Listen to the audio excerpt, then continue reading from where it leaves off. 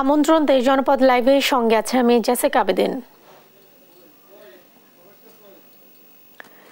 ভরা মৌসুমেও সারা দেশে চালের দাম ঊর্ধ্বমুখী। এ নিয়ে আরো জানাতে কুষ্টিয়া ও নওগাঁ থেকে যুক্ত হচ্ছেন নাহিদ হাসান তিতাস এবং কাজী কামাল হোসেন। তিতাস, বাজারে চালের দর এখন কেমন দেখছেন? চালের বাজারের অস্থিরতা নিয়ে কি বলছেন বিক্রেতারা? জেসিকা, দীর্ঘদিন ধরে চলা চালের বাজারের অস্থিরতা কোনোভাবেই কমছে না। এখন আমনের ভরা মৌসুম চলছে, মাঠে মাঠে ধান কাটা শুরু হয়েছে, নতুন ধানের চালও কিন্তু বাজারে উঠেছে, কিন্তু তারপরেও বাজারে স্বস্তি ফিরছে না। আমি রয়েছি কুষ্টিয়ার সবচেয়ে বড় খুচরা চালের বাজার পৌর বাজার। আমি যদি আজকে এ বাজারের বাজার দর জানাই, যেমন সরু মিনিকেট চাল বাজারে বিক্রি হচ্ছে ৭০ থেকে ৭২ টাকা কেজি দরে, এবং কাজললতা যে চাল সেটি বিক্রি হচ্ছে ৬৬ থেকে ৬৮ টাকা কেজি দরে, এবং মোটা যে আটাশ চাল সেটি বিক্রি হচ্ছে ৫৬ থেকে ৫৮ টাকা কেজি দরে। অর্থাৎ আপনি বুঝতেই পারছেন যে সর্বনিম্ন যে মোটা আটাশ চাল সেটিও কিন্তু ৫৬ থেকে ৫৮ টাকা কেজি দরে বিক্রি হচ্ছে। অর্থাৎ চালের বাজারের কিন্তু দীর্ঘদিন ধরে যে অস্বস্তি চলছে, সেই অস্বস্তিটা কিন্তু কোনোভাবেই কাটছে না। যদিও এখন আমনের ভরা মৌসুম চলছে, তারপরেও কিন্তু সেই স্বস্তি ফেরার যেটি কথা ছিল সেটি কিন্তু ফিরেনি। আমরা বিগত বছরগুলোয় দেখেছি যখন আমন ধান কাটা বা বড় ধান কাটার মৌসুম চলে তখন কিন্তু ধানের দাম, চালের দাম পর্যায়ক্রমে কমে আসে, কিন্তু এবছর একেবারেই ব্যতিক্রম। অর্থাৎ বা কমা তো দূরের কথা, উল্টো কিন্তু চালের দাম বাড়ছে। এ বিষয়ে যারা খুচরা বিক্রেতা রয়েছে আমি তাদের সাথে কথা বলেছি। খুচরা বিক্রেতাদের যেটি দাবি যে আসলে চালের বাজার নিয়ন্ত্রণ করে কিন্তু বড় বড় মিল মালিকরা, এবং যতদিন না পর্যন্ত এই বড় বড় মিল মালিকরা চালের দাম না কমাবে ততদিন পর্যন্ত কিন্তু চালের দাম তারা কমাতে পারবে না। তারা বলছেন যে তারা মিল গেট থেকে যে দামে চাল কিনেন তার থেকে ২ টাকা বা ১ টাকা লাভে তারা চাল বিক্রি করছেন। এখানে আসলে তাদের করার কিছু হাত নেই। এদিকে চালের আমদানির উপরে সরকার যে শুল্ক ছাড় দিয়েছে সেই শুল্ক ছাড়েরও কিন্তু প্রায় ১ মাস হয়ে গেছে, তারপরেও কিন্তু তার কোনো প্রভাব পড়েনি। তবে আমরা আরেকটি জিনিস দেখেছি যে আমদানিকৃত চালও কিন্তু বাজারে আসেনি। তাই খুচরা বিক্রেতারা বলছে যদি আমদানিকৃত চাল বাজারে ঢোকে তাহলে কিন্তু কিছুটা হলেও চালের দাম কমবে। যতদিন না পর্যন্ত আমদানিকৃত চাল বাজারে না ঢুকবে, আমনের ভরা মৌসুম থাকলেও কিন্তু চালের দাম কমার কোনো সম্ভাবনা তারা দেখছে না। তাই আমরা বলতে পারি যে সহসাই কিন্তু এই চালের বাজারের যে অস্থিরতা সেটি কাটার কোনো লক্ষণ আমরা দেখতে পাচ্ছি না। আর দীর্ঘদিন ধরে এই চালের বাজারের যে অস্থিরতা চলছে, এই অস্থিরতাই কিন্তু যারা সাধারণ ভোক্তা তারা কিন্তু ক্ষোভ প্রকাশ করছে। তারা এক প্রকার যারা বড় বড় মিল রয়েছে কুষ্টিয়ার খাজানগরে, এই মিল মালিকদের সিন্ডিকেটকে দুষছেন। তারা বলছেন যে যারা বড় বড় মিল মালিক রয়েছেন তারা কিন্তু সিন্ডিকেটের মাধ্যমে এই চালের বাজারকে অস্থির করে রাখছে। অর্থাৎ গুটি কয়েক, যেমন ১১ থেকে ১২ জন বড় যে মিল মালিক রয়েছে তাদের হাতে এক প্রকার জিম্মি দেশের চালের বাজারটি। তারা বলছে তাদের কথাতেই চালের বাজার বাড়ছে এবং কমছে। তাই যতদিন না পর্যন্ত এই বড় বড় মিলগুলোতে শক্তভাবে অভিযান না চালানো যাবে ততদিন পর্যন্ত কিন্তু চালের বাজার কোনোভাবেই নিয়ন্ত্রণ করা যাবে না। তাই তারা এই যে বড় বড় মিলগুলো রয়েছে সেখানে অভিযানের কথা বলছেন। আর এই দীর্ঘদিন ধরে চালের বাজারের এই যে অস্থিরতা, এই অস্থিরতার বিষয়ে আমি কুষ্টিয়ার খাজানগরের যারা বড় বড় মিল মালিক রয়েছে আমি তাদের সাথেও কথা বলেছি। তাদের বরাবরের মতো একই দাবি যে আমনের ভরা মৌসুম চললেও কিন্তু এখন পর্যন্ত যে ধানের দাম সেটি কিন্তু অনেক বেশি। তাই ধানের দাম কিন্তু কোনোভাবেই কমছে না, ধানের দাম না কমলে কিন্তু কোনোভাবে চালের দাম কমবে না। তাই তারা বলছে যে যতদিন না পর্যন্ত এই ধানের দাম কমবে ততদিন পর্যন্ত চালের বাজারের অস্থিরতা যেটি সেটি কাটবে না। তবে তারা একটি কথা বলছেন, এখন যে ধানের দাম রয়েছে সেই অনুসারে কিন্তু চালের দাম ঠিকই রয়েছে। তবে আমরা বাজার ঘুরে দেখেছি আসলে চালের বাজারের এই আমনের ভরা মৌসুমে যে অস্থিরতা, সেই অস্থিরতা কিন্তু কোনোভাবেই কাটছে না। একটু জানিয়ে রাখতে চাই জেসিকা যে আসলে বাংলাদেশের অন্যতম সরু চালের মোকাম কিন্তু কুষ্টিয়ার খাজানগর। এখানে প্রায় ৪০০ থেকে ৪৫০ চালকল রয়েছে, যেখান থেকে প্রতিদিন ১০০ ট্রাক চাল কিন্তু দেশের বিভিন্ন জেলায় চলে যায়। তাই এই যদি কুষ্টিয়ার চালের বাজার নিয়ন্ত্রণ না করা যায় তাহলে কিন্তু দেশের চালের বাজার কোনোভাবেই নিয়ন্ত্রণ করা যাবে না। তাই সাধারণ যারা ভোক্তা রয়েছেন তাদের দাবি যে যত দ্রুত সম্ভব এই বড় বড় যে মিল মালিক রয়েছে, মিল মালিকদের যে সিন্ডিকেট রয়েছে এটি ভাঙতে হলে শক্তভাবে এই মিলগুলোতে অভিযান চালাতে হবে, তবেই কিন্তু চালের বাজার নিয়ন্ত্রণ হবে। এই ছিল কুষ্টিয়ার চালের বাজার থেকে আমার কাছে সর্বশেষ খবর। আমি চলে যাচ্ছি নৌকায়, সেখানে রয়েছেন সহকর্মী কামাল। আপনি যেমনটি বলছিলেন, নওগাঁতেও একেবারে চালের বাজারের যে দাম যেটা, এটা সিন্ডিকেটটা একেবারে কমছে না, এই সিন্ডিকেটটা চলছেই। আপনি জানেন যে আর কদিন পরেই চাল বাজারে আসবে। এই এখন ভরা মৌসুম চলছে, আমনের ভরা মৌসুম চলছে, নতুন কিছু কিছু বাজারে চাল আসতে শুরু করেছে। এই সময় সঙ্গত কারণে চালের দাম কমে যায়, কিন্তু তারপরও কেন জানি কমছে না, এটা ভোক্তাদের তীব্র ক্ষোভ যে তারা বুঝতে বুঝতে পারছেন যে নওগাঁয় চালের বাজারে একটা সিন্ডিকেট পরিষ্কার বোঝা যাচ্ছে, কারণ প্রত্যেকটি গুদামে এখন ধরতে গেলে যে পর্যাপ্ত চাল মজুদ আছে, তারপরেও কেন কমছে না এটার কোনো সদুত্তর দিতে পারছে না, না ভোক্তা না ক্রেতা কেউই বুঝতে পারছে না। নওগাঁ জানেন যে নওগাঁয় একটা চাল উৎপাদনে উদ্বৃত্ত একটা জেলা। নওগাঁয় আমি আজকে বেশ কিছু বাজারে ঘুরে দেখেছি, সেই বাজারে নতুন নতুন কিছু ধান এসেছে এবং নতুন চালও এসেছে। চাল আসলেও চালের বাজারটা কিন্তু একেবারেই কমেনি, বরং পূর্বের যে পুরনো যে স্বর্ণা যে দামে বিক্রি হতো 58 থেকে 60, সেই জায়গায় স্বর্ণার দাম আজকে 60 থেকে 62 টাকা পর্যন্ত উঠে গেছে। আর ধানও আসছে। আমি আপনাকে জানিয়ে রাখি যে নওগাঁয় আজকের যদি মোকামে, নওগাঁর সবচেয়ে বড় চালের মোকামে নওগাঁয় ধান যেটা নতুন যে ধান এটা বিক্রি হচ্ছে 1300 থেকে 1350 টাকা দরে, এই 38 কেজির ধান এগুলো বিক্রি হচ্ছে। এছাড়া আপনাকে যদি চালের বাজার বলি, নওগাঁতে একইভাবে চাল কোনো দাম কমেনি। স্বর্ণা যেটা মোটা চাল সেটা 2800 থেকে 2900 টাকা বস্তা বিক্রি হচ্ছে, এবং 28 এবং 29 জাতের যে মোটা চাল এটা বিক্রি হচ্ছে 2900 থেকে 3050 টাকা বস্তা। এছাড়া জিরা 3300 থেকে 3400 এবং কাটারি ভোগ বিক্রি হচ্ছে 3350 থেকে 3450 টাকা। এবং খুচরা বাজারে একই অবস্থা, যে স্বর্ণা বিক্রি হচ্ছে 58 থেকে 60 টাকা এবং 28 29 বিক্রি হচ্ছে 60 থেকে 62। জিরা চাল যেটা সরু জিরা চাল এটা বিক্রি হচ্ছে 70 থেকে 72 টাকা, এবং কাটারি ভোগ বিক্রি হচ্ছে 70 থেকে প্রায় 74, কোথাও কোথাও 75 টাকা। এছাড়া আমি জানিয়ে রাখি যে নওগাঁয় আমন উৎপাদনের লক্ষ্যমাত্রা যেটা ছিল সেটা অর্জিত হয়েছে, কৃষি দপ্তর যেটি বলেছে। নওগাঁয় 1,96,125 হেক্টর জমিতে এবারে আমন উৎপাদন হয়েছে, চাষ করা হয়েছে, এবং এইখান থেকে আমন চালের যে লক্ষ্যমাত্রা সেটা নির্ধারণ করা হয়েছে প্রায় 6,55,000 মেট্রিক টন। এবং নওগাঁয় প্রায় 28 লক্ষ জনসংখ্যার চাহিদার বিপরীতে প্রায় 4.5 থেকে 5 লক্ষ চাল প্রয়োজন হয়। এক্ষেত্রে নওগাঁয় 3 মৌসুম, আউশ আমন বুড়ো 3 মৌসুম মিলে প্রায় 17 লক্ষ মেট্রিক টন চাল উৎপাদন হয়। সেইটা বিবেচনা বলতে গেলে যে প্রায় 12 লক্ষ মেট্রিক টন উদ্ধৃত চাল দেশের বিভিন্ন জেলায় সরবরাহ করা হয়ে থাকে। জেসিকা, আমি বেশ কিছু বাজারে ঘুরেছি, বাজার ঘুরে যেটা দেখেছি যে দাম একেবারেই মানে নওগাঁয় যে সর্বোচ্চ রেকর্ড পরিমাণ যে দাম ছিল সে দামের 1 টাকাও হেরফের হয় নাই, কমে নাই। তো নওগাঁর এই চালের বাজার নিয়ে নওগাঁ থেকে আমার কাছে এই ছিল সর্বশেষ তথ্য। কামাল, আপনাকে ধন্যবাদ। সেই সাথে ধন্যবাদ জানাচ্ছি তিতাস আপনাকেও। সজীব ওয়াজেদ জয়কে অপহরণ ও হত্যা চেষ্টা মামলায় জামিন পেয়েছেন সাংবাদিক শফিক রেহমান।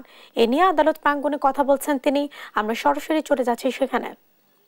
লোকের নাম করা হয়েছে, তিনি হচ্ছে সজীব ওয়াজেদ জয়। আমি তার নাম উচ্চারণ করতে চাচ্ছিলাম না, কিন্তু আপনারা সবাই তার নাম উচ্চারণ করছেন। তারই অপহরণ মামলায় আমি এখানে আছি, তথাকথিত একটা মামলায়, যেটা নিউ ইয়র্কে ডিসমিস করা হয়েছে এবং নিউ ইয়র্কে বলে দেওয়া হয়েছে এই মামলায় শফিক রহমানের নাম যেন কোথাও না থাকে। যদি আপনাদের সেই মামলার সারসংক্ষেপ চান অথবা পূর্ণ মামলার বিবরণ চান, আমার উকিল সাহেবের কাছে পেয়ে যাবেন আপনারা। আমার নাম আমেরিকাতে নাই, 10,000 মাইল দূরে যেখানে মামলা হয়েছিল। নাও আমি আপনাদের একটা চ্যালেঞ্জ দিচ্ছি, চ্যালেঞ্জ চ্যালেঞ্জ চ্যালেঞ্জ। আপনারা সবাই, পত্রিকা যারা আছেন, ফটোগ্রাফার যারা আছেন, টিভিতে যারা আছেন, আপনারা খুঁজে বের করুন সজীব ওয়াজেদ জয় কিভাবে এবং কেন আমেরিকায় যেতে হয়েছিল তাকে। আপনারা সেটা দেখেন না কেন। আজকে আমার বিরুদ্ধে মামলা হচ্ছে, আপনারা খুঁজে বের করুন আব্দুল আলম মিন্টুর সামনে, বাড়ির সামনে মধ্যরাতে একটা গাছের গোড়ায় কিভাবে জনতা ব্যাংকের একজন স্টাফ গাছে পৃষ্ঠে মারা যান।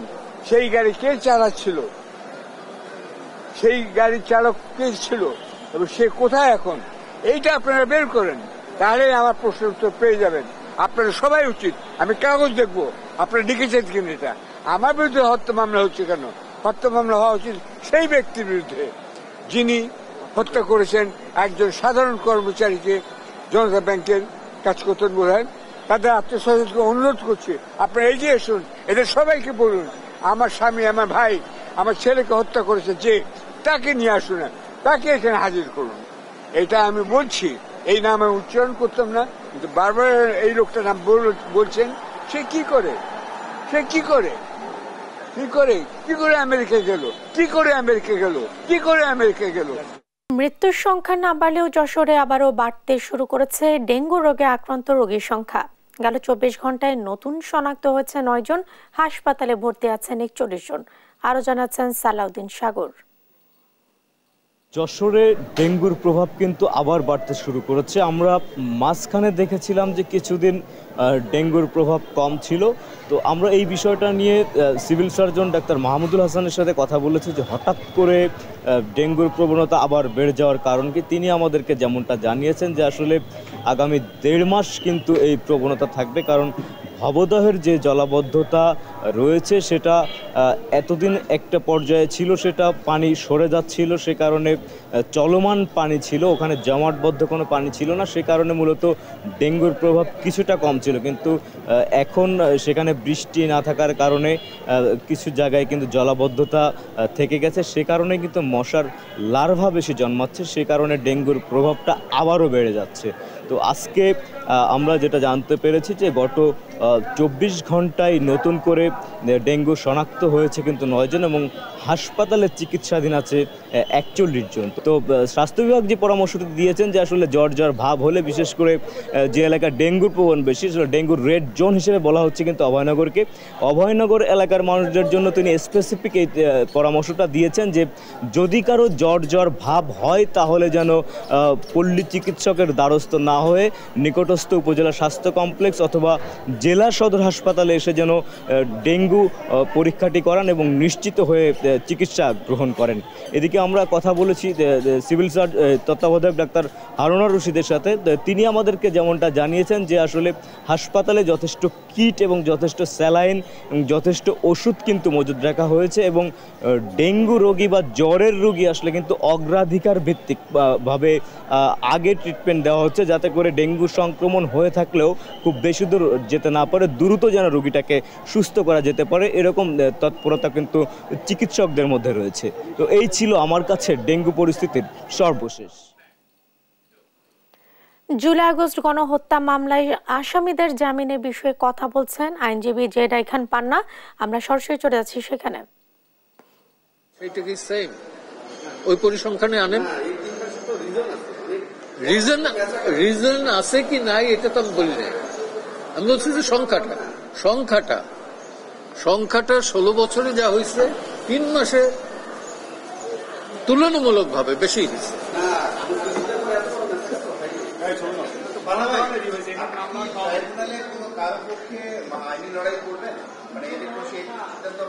ইয়েস, যদি সুযোগ হয় শেখ হাসিনার পক্ষে করব।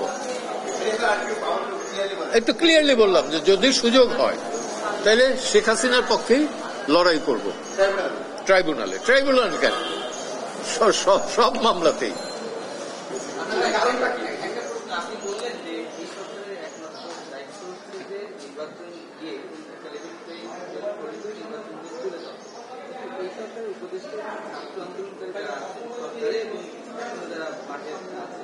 তারা বলেছেন যে তারা 5 আগস্টের যে অভ্যুত্থান সেটার মধ্য দিয়ে তারা এক ধরনের জনগণের আকাঙ্ক্ষা বুঝতে পেরেছেন যে আগে যে ধরনের সংবিধান ছিল সেখানে এক ব্যক্তিকে ক্ষমতায়িত করা হয়েছে এবং অন্যান্য জায়গায় এটা প্রভাব চলেছে। সেই সংস্কার না করে যদি নির্বাচন দেওয়া হয় তাহলে এই যে অভ্যুত্থান এইটা তো আসলে ব্যর্থ হয়ে যাবে। ব্যর্থ কি এখন হয়ে যায় না? আপনি কি মনে করেন মিডিয়ার স্বাধীনতা আছে, গণমাধ্যমের স্বাধীনতা আছে পূর্ণ মাত্রায়? Not at all, I don't believe it. একটু বললাম যে আজকে যা বইলে গেছে এটাই পুরোপুরি আসে কিনা সন্দেহ হবে, তারপরেও এরা রিকোয়েস্ট করছে দেখে আমি আসলাম। হ্যাঁ, দর্শক এতক্ষণ কথা বলছিলেন আইনজীবী জেড খান পান্না। আমরা এতক্ষণ সরাসরি ছিলাম সেখানে। লক্ষ্মীপুর ময়মনসিংহে আগামী শীতকালীন সবজির দাম চড়া থাকলেও বরগুনায় কমেছে দাম। লক্ষ্মীপুর, বরগুনা এবং ময়মনসিংহ থেকে বিস্তারিত জানাতে যুক্ত হচ্ছেন সহকর্মী সাইফুল ইসলাম স্বপন, রিয়াজ আহমেদ মুসা এবং ইলিয়াস আহমেদ। আমরা শুরুতেই চলে যাচ্ছি লক্ষ্মীপুরে। স্বপন, সবজির দাম এখন কেমন দেখছেন? জনমনে স্বস্তি ফিরতে শুরু করেছে কিনা, আর দাম নিয়ে ক্রেতা বিক্রেতারা কি বলছেন? জেসিকা, আসলে আপনি যেমনটি জানতে চাচ্ছেন যে আসলে লক্ষ্মীপুরের সবজি বাজারের কি অবস্থা। লক্ষ্মীপুরে আজ থেকে প্রায় 1.5 থেকে 2 মাস আগ থেকে শীতের সবজির বাজার আসতে শুরু করেছে। যে শীতে যে আগাম সবজিগুলো বাজারে এসেছে এবং সবজিগুলো ঠিক যে দাম রয়েছে, বিশেষ করে ফুলকপি শীতের শুরুতে 110 টাকা করে বিক্রি করা হতো, সিম 120 টাকা করে বিক্রি করা হতো, সেই সিম 100 এবং 110 টাকা করে এখনো বিক্রি করা হচ্ছে এবং ফুলকপিগুলো 100 টাকা করে বিক্রি করা হচ্ছে। এছাড়া আমরা যে লাউ রয়েছে, লাউগুলো বিক্রি হচ্ছে আগে 100 টাকা পিস বিক্রি হলো, এখন 60 টাকা পিসে বিক্রি হচ্ছে। এবং যে আমরা আপনাকে দেখায় যে বেগুন যেটি আগে 60 টাকা বিক্রি হতো সেটি এখন 80 টাকা করে বিক্রি হচ্ছে। এছাড়া যে আপনার রয়েছে পেঁপে প্রায় 60 টাকা করে কেজি দরে বিক্রি হচ্ছে। এছাড়া যে কাঁচকলা বিক্রি হচ্ছে সেটিও 60 টাকা করে বিক্রি হচ্ছে। শীতের বাজারে যে সবজি রয়েছে এর মধ্যে যে মূলো রয়েছে, মূলো 60 টাকা কেজিতে বিক্রি হচ্ছে এবং পাতাকপি 60 থেকে 70 টাকা করে বিক্রি হচ্ছে। আমি যদি বলি শীতের সবজির মধ্যে যে কাঁচামরিচ বিক্রি হতো গত সপ্তাহে 200 থেকে 260 টাকা, সে কাঁচামরিচ 100 টাকা বিক্রি হচ্ছে। শুধু সবজির যে দাম কমছে শীতে সেটি কাঁচামরিচে রয়েছে। এছাড়াও যে টমেটো রয়েছে, যে টমেটো 160 টাকা 140 টাকা করে বর্তমানে বিক্রি হচ্ছে। সবজি টমেটো একই দাম রয়েছে। আমরা এখানকার যে কয়েকজন ক্রেতার সাথে কথা বলেছি, তারা আমাদেরকে যেটি জানিয়েছেন যে আসলে তারা অস্বস্তিতে ভুগছেন, যে লক্ষ্মীপুরে শীতের সবজি আসতে শুরু করলো, দ্রব্যমূল্যের দাম এখনো কমছে না। বিশেষ করে যে লক্ষ্মীপুরে যে বন্যার কারণে এখানকার যে স্থানীয়ভাবে যে সবজি উৎপাদন হতো সে উৎপাদন না হওয়ার কারণে দাম বৃদ্ধি পাচ্ছে বলে আমাদেরকে যে এখানকার যে বিক্রেতা তারা জানিয়েছে। লক্ষ্মীপুরে যে সবজিগুলো আসছে সেগুলো কুমিল্লা এবং চট্টগ্রাম থেকে আসার কারণে পরিবহন যে খরচ সে কারণে দাম বৃদ্ধি পাচ্ছে। এখানকার বিক্রেতা আমাদেরকে জানিয়েছেন যে স্থানীয়ভাবে যেসব সবজি উৎপাদন করা হচ্ছে আগামী 15 থেকে 20 দিনের মধ্যে সবজিগুলো বাজার আসতে শুরু করলে লক্ষ্মীপুরের সবজি দাম কমতে শুরু করবে। জেসিকা, এ ছিল লক্ষ্মীপুর থেকে সবজি বাজারের সর্বশেষ খবর। আমরা এখন চলে যাব বরগুনা রয়েছে আমাদের সহকর্মী মুসা আমাদেরকে জানাবেন যে বরগুনা সবজি বাজারে দর দাম কিরকম। অসংখ্য ধন্যবাদ সাইফুল। আপনি যেমনটা বলছিলেন যে আসলে শীতকালীন সবজির যে সরবরাহ সেই সরবরাহ থাকার কারণে কিছুটা হলেও কমছে, যে কিন্তু সেটি কিন্তু সাধারণ যে ক্রেতা সেই সাধারণ ক্রেতার নাগালের মধ্যে নেই। কারণ হচ্ছে 100 টাকার সবজি সেটি কিন্তু 80 টাকা কমেছে, কিন্তু সেটি 80 টাকায় বিক্রি হচ্ছে এবং সে 80 টাকা বিক্রি হলেও কিন্তু সেটি ক্রেতাদের কিন্তু নাগালের মধ্যে না। আমরা একজন ক্রেতার সাথে কথা বলার চেষ্টা করবো আসলে যে সবজির দাম যতটা কমেছে আপনাদের নাগালের মধ্যে রয়েছে কিনা, সাধ্যের মধ্যে রয়েছে কিনা, আপনাদের প্রত্যাশা কি? আমরা ইদানিং দেখছি যে আজকে দেখলাম যে প্রত্যেকটা সবজিতে 10-20 টাকা করে কমেছে। বাজারে প্রচুর পরিমাণে সবজি থাকলে আসলে তাও আসলে সবই 80 থেকে 100 টাকার উপরে। এতে আসলে আমাদের ক্রয় ক্ষমতার মধ্যে আমি মনে করি এখন পর্যন্ত নেই। আমি আজকে কিছুক্ষণ আগে বাজারে আসার পর দেখতেছি আসলে যে পরিমাণ ক্রেতা থাকার কথা সেই পরিমাণ ক্রেতাও কিন্তু এখন নেই। কারণ মানুষের যে আর্থিক অবস্থা বা আমাদের যে আর্থিক অবস্থা সেই অনুযায়ী যে সবজির যে দাম আসলে এটা আমাদের হাতে নাগালের মধ্যে। আবার একটা ভালো সংবাদ আমরা এসে শুনলাম, সেটা হচ্ছে যে বরগুনাতে ওই যে বৈষম্য বিরোধী ছাত্র আন্দোলনের একটি ন্যায্য মূল্যের দোকান ওরা দিয়েছে, সেইখানে এইটার থেকে আরো 10 টাকা কম। সেই ক্ষেত্রে ওই দিকটায় কাস্টমার যেরকম আছে তাদের দোকানগুলোয় কাস্টমার একটু কম। তো আমরা চাবো যে সরকারকে এই বিষয়ে আরো মনিটরিং বাড়াতে, যেন এই বিষয়টা নিয়ে দাম কমিয়ে মানুষের নাগালের মধ্যে আনা যায়। যেমনটা শুনছিলেন আসলে সবজির সরবরাহ স্বাভাবিক থাকার পরেও ক্রেতাদের কিন্তু নাগালের বাইরে নেই। কারণ হচ্ছে এখন দাম যা কমেছে সেটি কিন্তু এখনো অনেক বেশি এবং শীতকালীন সবজির সরবরাহ আমরা বিক্রেতাদের সাথে কথা বলেছি, তারা আমাদেরকে যেমনটা বলার চেষ্টা করেছে যে এ মাসের শেষের দিকে শীতকালীন সবজির সরবরাহ বাড়বে, স্থানীয় যে সবজি সেটি উঠবে এ মাসের শেষের দিকে। আমি যদি দাম বলার চেষ্টা করি, বেগুন বিক্রি হচ্ছে 80 থেকে 100 টাকা, যেটি 120 টাকা আগে বিক্রি করা হতো, পেঁপে 40 টাকা এবং যেটির পূর্বের মূল্য ছিল 55 থেকে 60 টাকা, এবং করলা বিক্রি হচ্ছে 70 টাকা, যেটি 90 থেকে 100 টাকায় আগে 1 সপ্তাহ আগেও বিক্রি হতো। ঢেঁড়স বিক্রি হচ্ছে 60 টাকা এবং সেটি 70 থেকে 80 টাকা বিক্রি হচ্ছে। বরবটির এখন বাজার মূল্য রয়েছে 70 টাকা, যেটি 3 থেকে 4 দিন আগে 90 টাকা কেজি দরে বিক্রি হচ্ছে। পটল এখন বিক্রি হচ্ছে 60 টাকা এবং সেটি কিন্তু 80 টাকার নিচে কিনতে সাধারণ মানুষ পারত না। এবং টমেটোর দাম কিন্তু এখনো সাধারণ ক্রেতাদের নাগালের বাইরে, সেটি এখনো 180 টাকা দরে বিক্রি হচ্ছে। এই সর্বোপরি আসলে এই যে বাজারের যে অবস্থা সেটি কিন্তু সাধারণ ক্রেতাদের নাগালের মধ্যে নেই এবং 1 সপ্তাহ নাগাদ কিন্তু সেইটা সাধারণ মানুষের নাগালের মধ্যে আসবে বলে ক্রেতা বিক্রেতারা মনে করছেন। এই ছিল বরগুনা থেকে আমার কাছে সর্বশেষ। ময়মনসিংহে রয়েছেন আমাদের সহকর্মী ইলিয়াস। শীতকালীন সবজির সরবরাহ কেমন দেখছেন এবং দাম কেমন?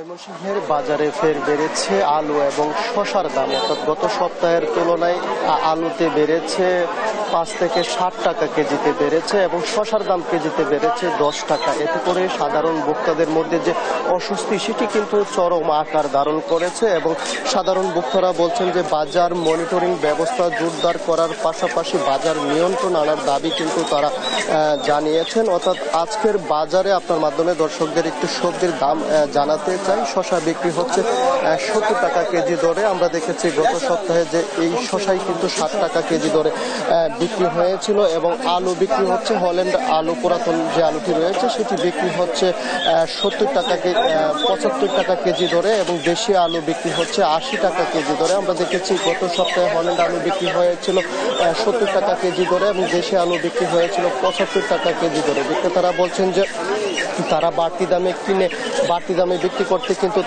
তারা বাধ্য হচ্ছেন, সেই বিষয়টি বলছিলেন। এছাড়াও ময়মনসিংহের বাজারে বেগুন বিক্রি হচ্ছে 80 থেকে 120 টাকা কেজি বিক্রি হচ্ছে, সিম বিক্রি হচ্ছে 120 টাকা কেজি দরে এবং এছাড়াও দেশি যে সিম রয়েছে সেটি কিন্তু বিক্রি হচ্ছে 220 টাকা কেজি দরে। অর্থাৎ এই যে দ্রব্যমূল্যের ঊর্ধ্বগতি সেটি নিয়ে চরমভাবে ক্ষোভ প্রকাশ করেছেন ভোক্তারা এবং বলছেন যে বাজার মনিটরিং ব্যবস্থা জোরদার না করা হলে তাদের যে আয় ব্যয়ের হিসাব সেটি কিন্তু তারা বাজারে এসে কোনোভাবেই মেলাতে পারছেন না। আর এখানকার দোকানি যারা রয়েছেন তারা কিন্তু বলছেন যে বেশি দামে বাধ্য হয়ে তারা কিন্তু সবজি কিনছেন, যার কারণে বেশি দামে কিন্তু তাদের বিক্রি করতে হচ্ছে, সেই বিষয়টি বলছিলেন। আমরা যদি একজন ব্যবসায়ীর সঙ্গে একটু যুক্ত হতে চাই, এই যে দ্রব্যমূল্যের ঊর্ধ্বগতি, সবজির দাম তো বেড়েই চলেছে, এটার কারণ কি?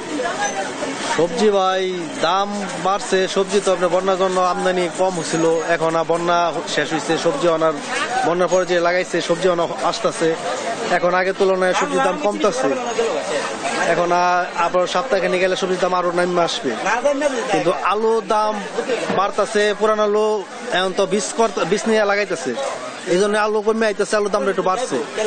আলু আপনার আগে বেচতাম হলো 65 হলেন 65-70, এখন বর্তমান বাজার হলো 75 টাকা। আর দেশি আলু হলো আপনার 80 টাকা। আর কাঁচামরিচের দামও এখন কমে আইছে, এখন কাঁচামরিচের কেজি হলো 120 টাকা, আগে ছিল 200 টাকা। বেগুন এখন বর্তমানে একটা 50, একটা 80, একটা 100। সিম নতুনটা আসছে, নতুনটা হলো 200 টাকা কেজি, পুরানটা হলো 120 টাকা কেজি। এই টমেটো নতুনটা কাঁচা নামছে, কাঁচা 80 টাকা কেজি, পাকাটা 160 টাকা কেজি। এরপরে আপনার রতুন আলু নামছে, রতুন আলু 140 টাকা কেজি। এক সপ্তাহ গেছিল 240, এক সপ্তাহ গেছে 140 আসছে। তিনি বলছিলেন যে আসলে সবজির আমদানি যদি বাড়ে তাহলে সবজির দাম কিছুটা কমবে, সেই বিষয়টি কিন্তু তিনি বলছিলেন এবং বলছেন যে হয়তো আগামী সপ্তাহ থেকে সবজির দাম কিছুটা কমতে পারে। অর্থাৎ আমদানির সাথে সবজির দামের যে বাড়া কমা সেটি কিন্তু করে থাকে, সেই বিষয়টি ব্যবসায়ী বলছিলেন। এবং আমরা এই বিষয়টি নিয়ে যারা বাজার মনিটরিং ব্যবস্থা জোরদার করেন তাদের সঙ্গে কথা বলেছিলাম, তারা বলছেন যে বাজার নিয়ন্ত্রণে রাখার লক্ষ্যে কিন্তু তারা কাজ করে যাচ্ছেন। এই ছিল আমার কাছে ময়মনসিংহের সবজির বাজার থেকে সর্বশেষ। ইলিয়াস, আপনাকে ধন্যবাদ। সেই সাথে ধন্যবাদ জানাচ্ছি স্বপন এবং মুসা আপনাদেরও। নোয়াখালীতে স্মরণকালের ভয়াবহ বন্যায় নষ্ট হওয়া রাস্তা সংস্কার না হওয়ায় ভোগান্তিতে জনসাধারণ। এই নিয়ে আরো জানাতে সরাসরি যুক্ত হচ্ছেন সহকর্মী মাওলা সুজন। সুজন, রাস্তার সংস্কার কাজ নিয়ে কি বলছে সংশ্লিষ্টরা?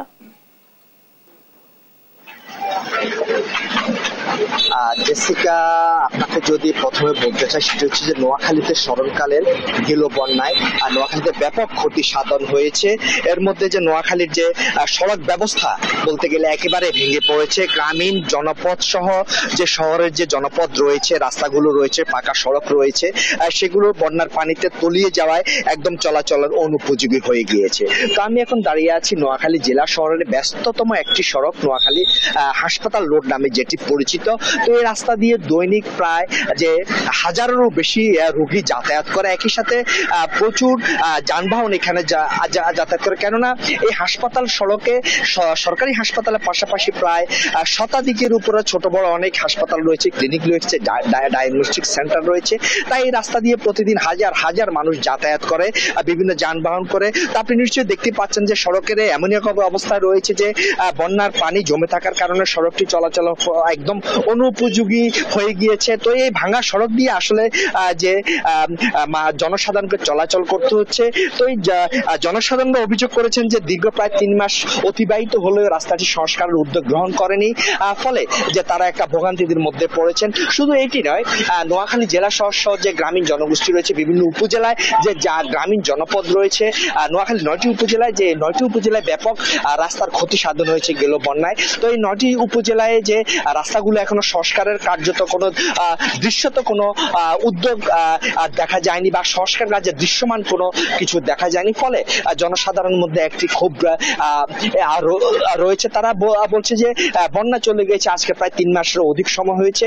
তো বিভিন্ন দপ্তর যেগুলো রয়েছে তারা এখনো কার্যকর বা দৃশ্যত কোনো উদ্যোগ না নেওয়ায় তারা অনেকটা হতাশার মধ্যে রয়েছে। তো আপনাকে আরেকটি তথ্য জানিয়ে রাখতে চাই জেসিকা, যে জেলা স্থানীয় সরকার প্রকৌশল অধিদপ্তরের যে তথ্য রয়েছে সে তথ্য অনুযায়ী যে জেলাতে মোট 2500 কিলোমিটারের মতো গ্রামীণ রাস্তা ক্ষতি সাধিত হয়েছে, যা প্রায় আর্থিক হচ্ছে 2000 কোটি টাকার মতো। কিন্তু যে তারা মাত্র যে 100 কোটি টাকার মতো তারা বরাদ্দ পেয়েছে। এই 100 কোটি টাকার মতো বরাদ্দ পেয়ে তারা ইতিমধ্যে কিছু কিছু রাস্তার কাজ শুরু করেছেন বলে তারা জানিয়েছে, সংস্কারের কাজ শুরু করেছেন।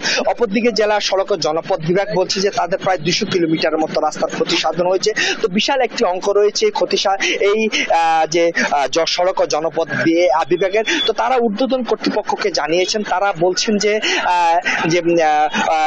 প্রয়োজনীয় যে অর্থ বরাদ্দ পেলেই তারা সংস্কার কাজে হাত দিবে। অপরদিকে নোয়াখালী পৌরসভার তথ্য মতে যেটি, যে নোয়াখালী পৌরসভার প্রায় 200 কিলোমিটার রাস্তার মধ্যে প্রায় 50 কিলোমিটার অধিক রাস্তা ক্ষতি হয়েছে। তো আসলে যে নোয়াখালী পৌরসভার যে বর্তমান আর্থিক অবস্থা রয়েছে তারা কাজ শুরু করতে পারছে না। তবে যে নোয়াখালী পৌরসভার যে নির্বাহী প্রকৌশলী তিনি জানিয়েছেন যে তারা স্থানীয় তারা যে ঊর্ধ্বতন কর্তৃপক্ষকে জানিয়েছেন। তো ইতিমধ্যে যে ওয়ার্ল্ড ব্যাংকের মাধ্যমে তারা কিছুটা বরাদ্দ পেয়েছেন, এই বরাদ্দ পাওয়ার পেয়ে তারা যে কাজ শুরুর উদ্যোগ তারা গ্রহণ করেছেন, যেটি এখন দরপত্র বিজ্ঞপ্তির মাধ্যমে সেটি প্রকাশ করা হবে বলে জানিয়েছে। তো আমি এখন এই বিষয়ে কথা বলবো যে একজন পথচারীর সাথে আমি তা উনার কাছে জানতে চাইবো যে এই রাস্তাটি তো আজকে বেশ কয়েক মাস অকেজ হয়ে রয়েছে চলাচলের। তো এই আপনার কর্তৃপক্ষ কোনো কার্যত কোনো উদ্যোগ গ্রহণ করছে না, আপনার কোনো দাবি রয়েছে কিনা কার্যত যে উদ্যোগ গ্রহণ করার জন্য? অবশ্যই, আমরা তো আসলে সাধারণ পথচারী তো খুবই ভোগান্তিতে আছি। সাইকেল চলতেছে না, রিক্সা চলতেছে, অনেক অ্যাক্সিডেন্ট হয়েছে। কিছুদিন আগে এখানে পানি ছিল, পানিতে এতটুকু পানি ছিল, একটা মহিলা মানে যাইতেছে একটা বাচ্চা নিয়ে, ওই বাচ্চাটা সহকারে আমার কাপড়ে পড়ছে, আমি আমদা করে ধরে ফেলছি, বয়স্ক একজন লোক। এখন এখানে মানববন্ধন হয়েছে দেখছি আমি অনেকদিন, আমি তো চাকরি করি ইনসেপ্টারে। এখন এখানে যেইভাবে ধন্যবাদ আপনাকে। তিনি যেমনটি জানছিলেন যে এই সড়কটি সংস্কার করার জন্য তারা মানববন্ধন করেছেন, তারা বিভিন্ন দাবি পেশ করেছেন, কিন্তু সংস্কার শুরু। তবে জনসাধারণ আশা করছে যে বিভিন্ন যে রাস্তা সংস্কারের কাজ খুব দ্রুত সংস্কারের উদ্যোগ নেবে প্রশাসন। এ হচ্ছে নোয়াখালী থেকে আমার কাছে সর্বশেষ। জেসিকা। সুজন, ধন্যবাদ আপনাকে। দর্শক, নোয়াখালী থেকে যুক্ত ছিলেন সহকর্মী মাওলা সুজন। টানা 2 বার নারী সাফ টুর্নামেন্টের চ্যাম্পিয়ন বাংলাদেশ। নতুন এই অধ্যায়ে গুরুত্বপূর্ণ ভূমিকা রেখেছে সাতক্ষীরার সাবিনা, মাসুরা ও আফ্রিদা। আজ কৃতি সন্তানদের নিজ জেলায় সংবর্ধনা দেওয়া হচ্ছে। এ নিয়ে আরো জানাতে যুক্ত হচ্ছেন সহকর্মী শরীফুল্লাহ কায়সার সুমন। সুমন, কি কি আনুষ্ঠানিকতা রয়েছে আমাদের বিস্তারিত জানাবেন? জেসিকা, আজ সাতক্ষীরা জেলা প্রশাসন এবং সাতক্ষীরা জেলা ক্রীড়া সংস্থার আয়োজনে এই গণসংবর্ধনার আয়োজন করা হয়েছে। আপনি জানেন যে এর আগেও কিন্তু এই বাংলাদেশ মহিলা ফুটবল দল কিন্তু সাফ চ্যাম্পিয়ন হয়ে এসেছে এবং সেই সাফ চ্যাম্পিয়ন হয়ে এসেছিল তখন ছিল কিন্তু সাবিনা এবং মাসুরা। আর এবার হচ্ছে যুক্ত হয়েছে আর এই স্বর্ণালী নামে আরেকটি নাম যুক্ত হয়েছে, সেটি হচ্ছে আফ্রিদা। এই আফ্রিদার এই আয়োজনে আজকে আফ্রিদা, মাসুরা এবং সাবিনার এই সংবর্ধনার এই বর্ণিল আয়োজনটি করেছে সাতক্ষীরা জেলা প্রশাসন এবং সাতক্ষীরা জেলা প্রশাসক মোহাম্মদ মোস্তাক আহমেদ। তিনি এখন তাদের উদ্দেশ্যেই কথা বলছেন। আমরা আফ্রিদা প্রান্তির অনুভূতি জানতে চাইছি। আসসালামু আলাইকুম। আচ্ছা, আমরা যখনই ভালো কিছু করি তখনই সাতক্ষীরাবাসী আমাদেরকে এরকম সুন্দর সংবর্ধনার আয়োজন করে। সাতক্ষীরাবাসীকে অসংখ্য ধন্যবাদ এবং জেলা প্রশাসন ও জেলা সাতক্ষীরা ক্রীড়া সংস্থাকে অসংখ্য ধন্যবাদ যে এত সুন্দর অনুষ্ঠান আয়োজন করার জন্য। হ্যাঁ, যেমনটি শুনছিলাম জেসিকা, এখন জেলা প্রশাসন কথা বলছেন এবং এই সংবর্ধনা বর্ণিল এই সংবর্ধনা কিন্তু সকাল 9:30 থেকে শুরু হয়েছে। এখানে মাসুরা এবং সাবিনাও আছে পাশাপাশি। আমি কথা বলার চেষ্টা করছি। আমি বাংলাদেশ মহিলা ফুটবল দলের অধিনায়ক সাব চ্যাম্পিয়ন সেই সাবিনাকে একটু অনুভূতি জানানোর জন্য একটু চেষ্টা করছি। সাবিনা, ও আচ্ছা, এখন সংবর্ধনার মধ্যেই আছে। আমরা একটু জেলা প্রশাসক মোহাম্মদ মোস্তাক আহমেদ, তিনি এই আয়োজন সম্পর্কে কিছু বলছেন। আমি বলি লাইভ ধন্যবাদ। আজকে আপনারা জানেন যে নারী গেমসে বাংলাদেশ পরপর 2বার চ্যাম্পিয়ন হয়েছে। তো এই চ্যাম্পিয়ন টিমের 3 জন সদস্য সাতক্ষীরার, তার মধ্যে ক্যাপ্টেন সাবিনা, মাসুরা এবং প্রান্তি। আমরা তাদের অভ্যর্থনার জন্য আজ গণ অভ্যর্থনা যে সাতক্ষীরাবাসীর পক্ষ থেকে আমরা এখানে অনুষ্ঠান আয়োজন করেছি। তো আমরা অত্যন্ত আনন্দিত এবং সাতক্ষীরাবাসী আনন্দিত। আমরা সাতক্ষীরাবাসীর পক্ষ থেকে আমরা তাদেরকে অভিনন্দিত করতে আজকে আমরা এখানে এসেছি। বলছিলাম জেসিকা যে সাতক্ষীরাবাসীর পক্ষ থেকে এই 3 জনকে কিন্তু সংবর্ধনা প্রদান করা হলো, সাবিনা, মাসুরা এবং প্রান্তিকে। এই ছিল সর্বশেষ। সুমন, ধন্যবাদ আপনাকে। দর্শক, এই ছিল এখনকার দেশ জনপদ লাইভ। পরের বুলেটিন দেখার আমন্ত্রণ রইল। ধন্যবাদ সাথে থাকার জন্য।